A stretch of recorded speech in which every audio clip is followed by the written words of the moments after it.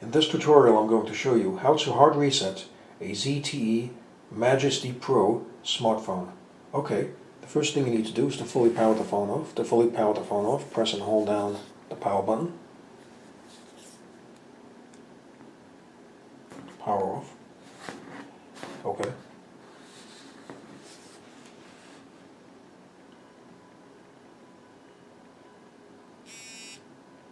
Okay, with the phone fully powered off, you need to press and hold down the power button and the volume up button at the same time. As soon as you see this screen that says ZTE appear, let go of the power button while continuing to hold down the volume up button until you see the recovery screen. Okay.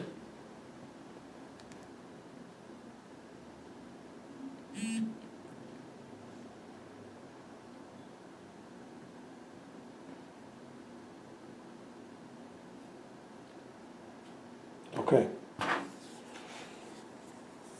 Now the next thing you need to do, using the volume down button, go to Wipe Data Factory Reset.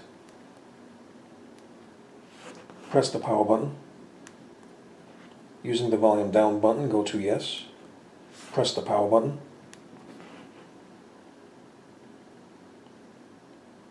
Press the power button.